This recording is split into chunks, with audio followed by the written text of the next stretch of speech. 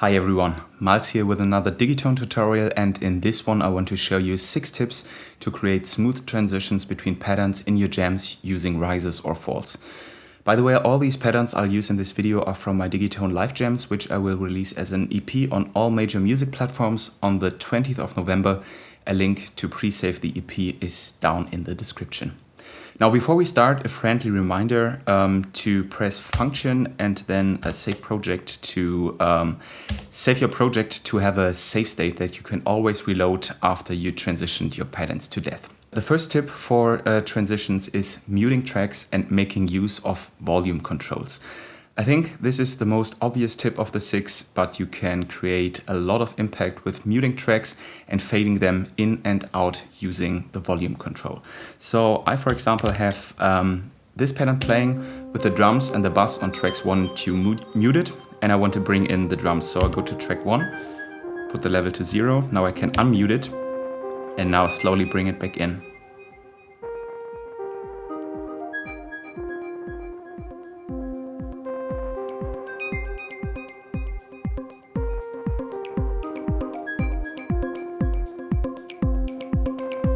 And now I can, for example, mute some other tracks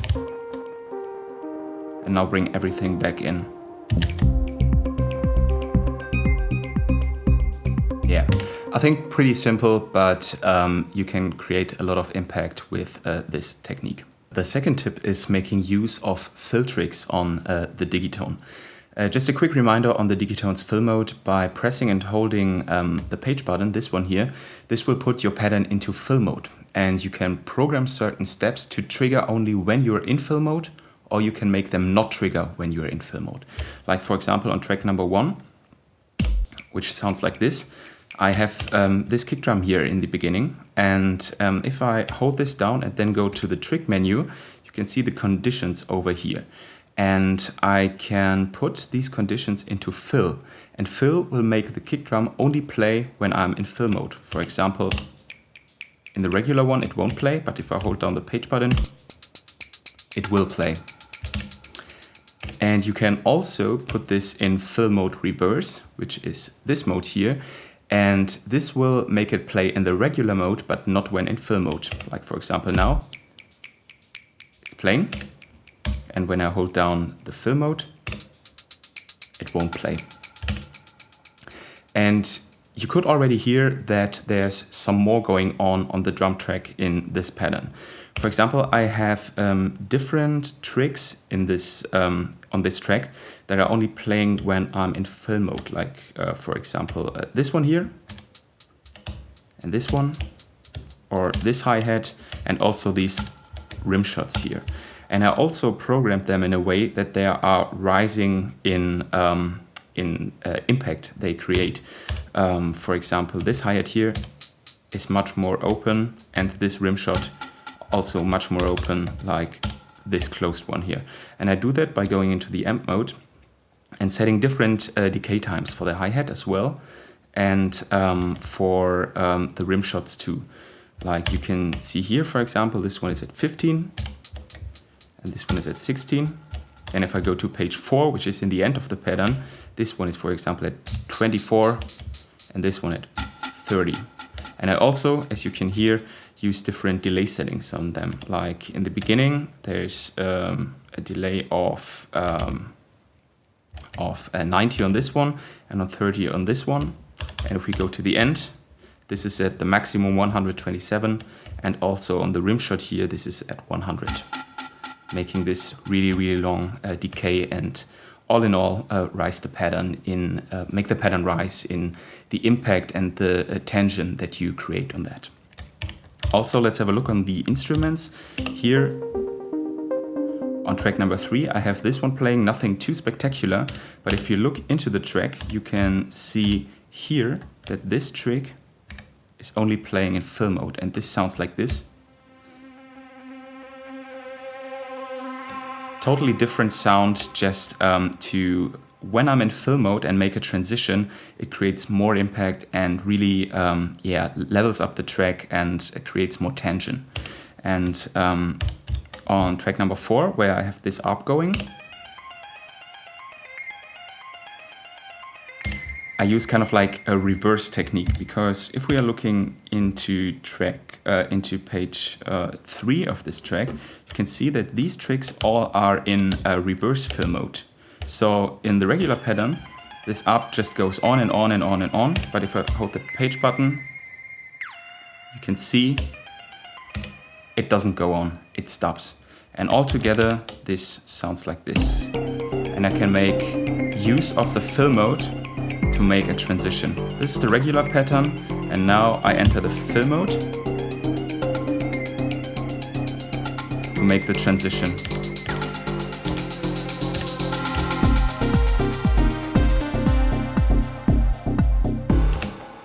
So really effective to make use of the FILL-trigs on the Digitone. The third tip that I can give you is use the Control All and Reload pattern function on the Digitone. And this is pretty common with Digitone users as well. You can hold down the MIDI button and change parameters, and these parameters will change on all tracks.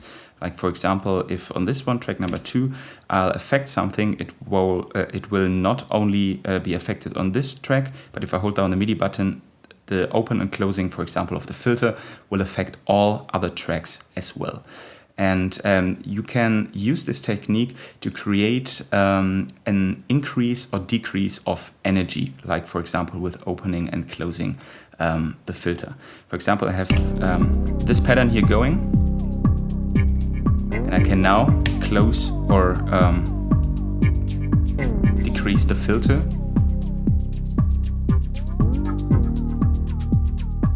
Really hear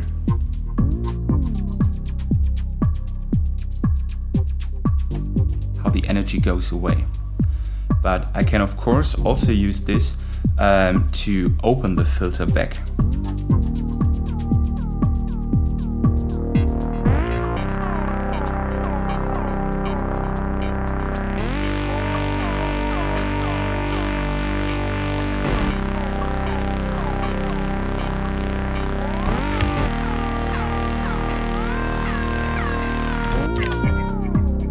Like this, for example. You can of course also use this on other parameters as well. Control All works also great, for example, on the send effects or the amp ADSR. Tip number 4 is making use of the delay feedback loop. For this trick, I use the global delay feedback to create tension for transitions. I, by the way, have a more in-depth tutorial on this technique and how to use it in your jams that you can find somewhere up here. But for now, I want to use this trick to make a transition to another pattern and take the feedback tail from the previous pattern with me. For example, I want to go from this pattern to this one, and I set the global feedback in the target pattern quite high, as you can see here. And now I want to make the transition and take the tail with me. So I have the pattern playing, and I can start to increase the feedback. Maybe take out some other tracks.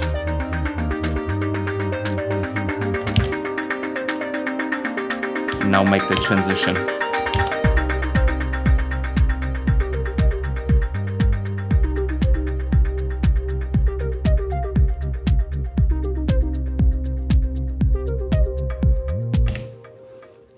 This gives you a possibility to make like a really smooth transition from one pattern to another, because you take one thing from your old pattern with you to your new pattern, and this way make the transition really smooth. Let's head over to tip number 5, which is the reverb decay drop. And this technique kind of like works the opposite of the delay feedback loop. You can crank up the global reverb decay time, this one over here, to infinite and then mute all tracks to create kind of like a drop on the Digitone. Let me show you how this works together with the delay feedback loop. I have this pattern going and I can increase the global decay time till infinite. And now I can mute all tracks. And I only have this reverb tail going on. And now I can, for example, bring back in these drums here. And now increase the feedback gain of the delay. And then also bring in the reverb on this.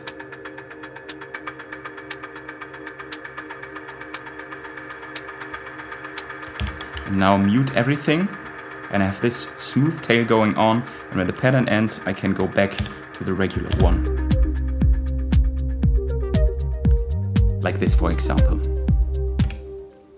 This technique really needs some practice to get it going, but you can make really cool and creative transitions using this technique.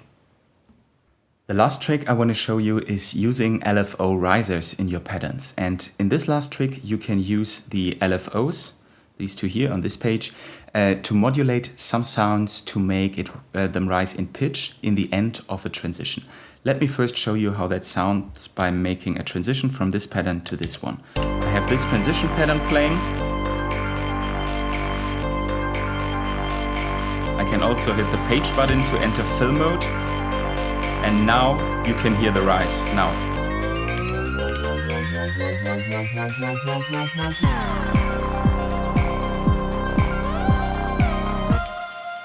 Really effective way to build up more tension and make a really smooth transition. Let me show you how I did that. The effect is mainly on the bass track, which is track number 2, and the lead track, which is track number 3. And you can already see here that there are certain trick conditions going on here. I'll mute all other tracks that you can hear it. You can hear that the filter, which is regular at 6410, here opens like this, which creates like this rising effect. But the main thing that I want to show you is the different LFO settings which I have on this trick back here. This trick has different LFO settings than the normal ones. You can see these are the normal ones, a bit of pitch wobble going on, and some filter frequency that you can hear. This wah wah wah wah wah wah wah wah wah wah sound. This is the filter frequency being modulated. And you can hear in this last one that these, or you can see that these are totally different. The pitch has a ramp mode, which means it goes up with a value of 16, means it's slowly going up, and a very high depth to make it like really this rise. And this sound is also, it's not changed using these parameters, but it has a higher depth as the regular one as well. And together these sound like this.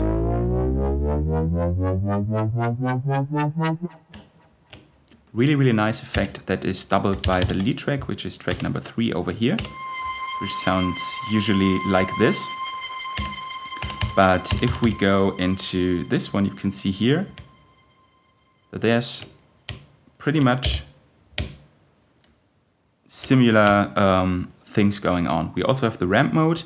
We have it set to a value of 16 to make it rise a perfect octave during the whole circle that the LFO goes through. We have a very high depth, and on the second LFO we also increase the depth, and together it sounds like this.